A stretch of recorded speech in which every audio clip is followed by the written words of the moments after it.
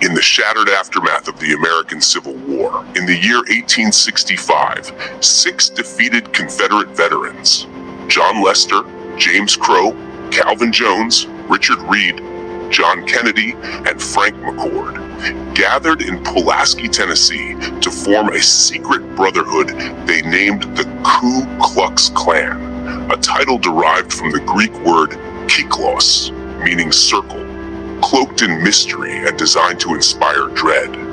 Though they presented it as a harmless social club, their true mission was far more sinister: to restore white supremacy, undermine Reconstruction, and violently suppress the rights of newly freed African Americans, along with silencing teachers, politicians, and Northerners who supported equality. Operating under rigid rules of secrecy and discipline, members swore absolute loyalty and blind obedience, creating an elaborate hierarchy led by Grand Wizards, Grand Dragons, and Exalted Cyclops, titles that turned terror into theater, while their ghostly uniforms of white robes and pointed hoods masked identities and projected an image of supernatural fear.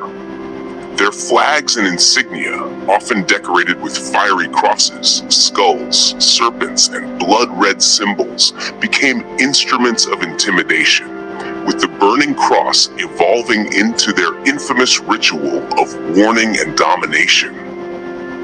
By the 1870s, their night rides of lynchings, whippings, arson, and murders spread across the South until President Ulysses S. Grant, using federal troops and the Enforcement Acts, crushed the first Klan and drove it underground.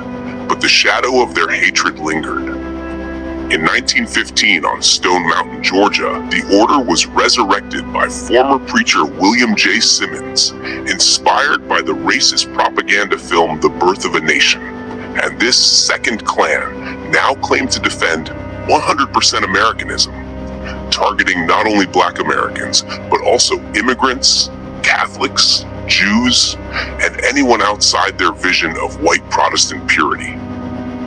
With grand parades, fiery cross burnings, and widespread recruitment, the Klan swelled to millions of members nationwide during the 1920s, boasting senators, governors, judges, and police officers in its ranks, flying American flags alongside their own banners, presenting themselves as patriots while secretly profiting from corruption, intimidation, and violence, until scandals, infighting, and public backlash collapsed their empire.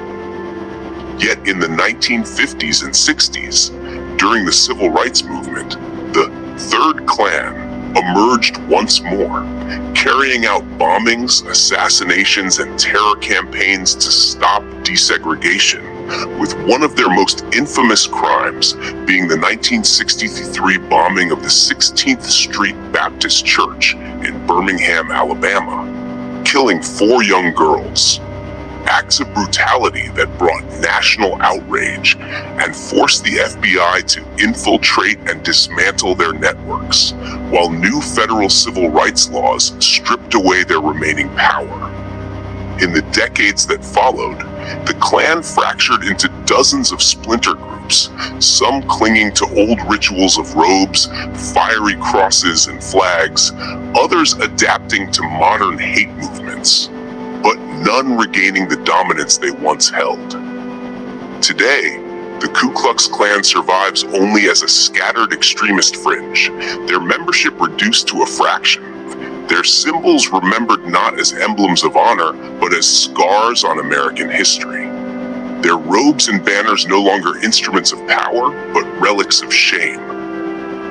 And their story stands as a stark reminder that hatred, intolerance, and violence can grow swiftly if a nation remains silent, and that the fight for justice and equality is never truly finished.